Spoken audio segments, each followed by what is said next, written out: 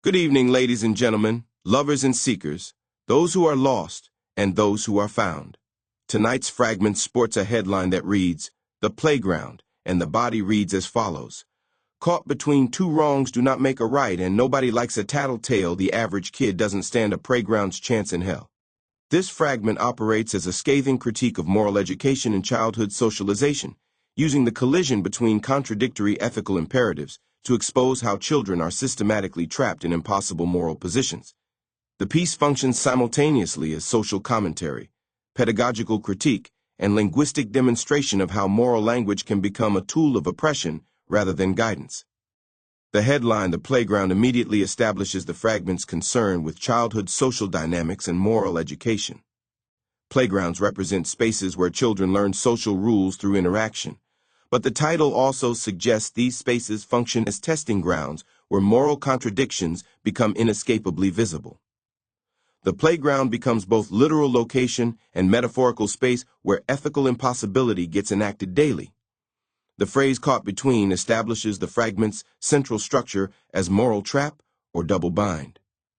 This positioning suggests that children exist in a state of perpetual ethical confinement, unable to move in any direction without violating some moral principle.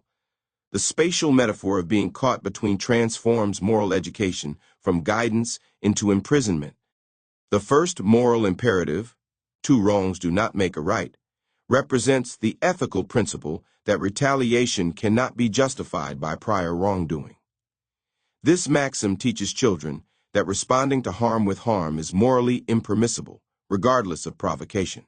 It demands moral restraint and ethical transcendence of the immediate desire for revenge or justice. The second moral imperative, "Nobody likes a rattletale," represents the social principle that reporting wrongdoing violates solidarity and loyalty.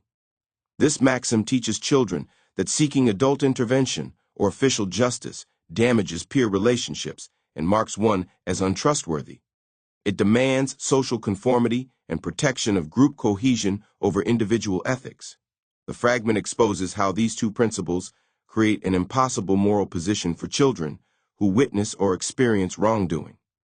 They cannot retaliate because two wrongs don't make a right, and they cannot report because nobody likes a rattletale.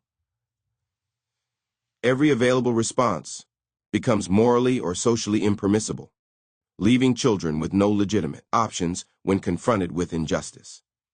This double bind reveals how adult moral education often functions as a form of social control that renders children powerless rather than empowering them with ethical guidance. The contradictory imperatives ensure that children can always be found guilty of some moral failure, regardless of how they respond to difficult situations. The phrase, "the average kid," emphasizes the universality of this moral trap. This is not about exceptional children or unusual circumstances, but about the ordinary experience of childhood moral education.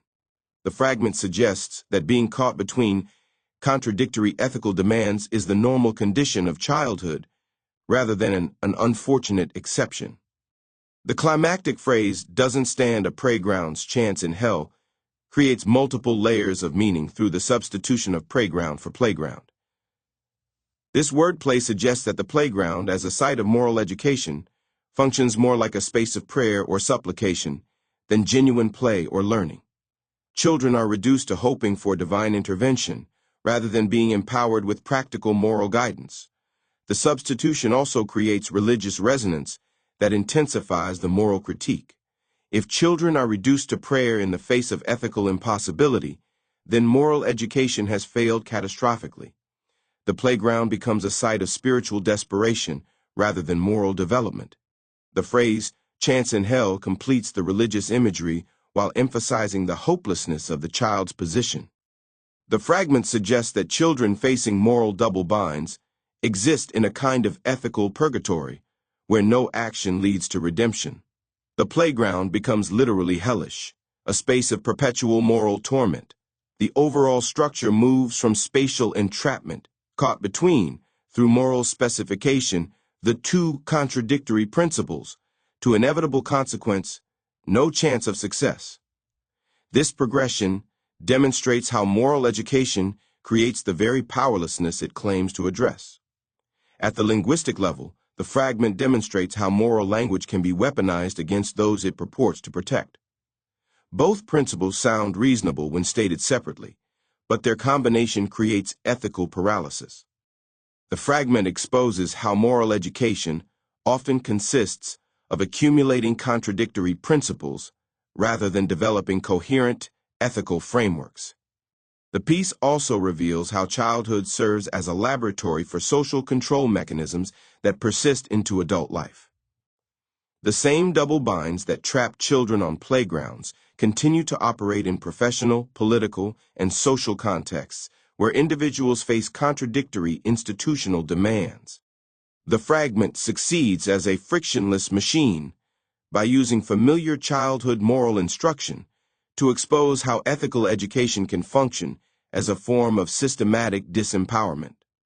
The recognizable moral principles disarm resistance, while their contradictory combination creates cognitive disruption that forces recognition of how children are actually positioned within moral discourse. Ultimately, the piece suggests that genuine moral education would need to acknowledge and resolve these contradictions rather than simply imposing them on children who lack the power to escape their consequences.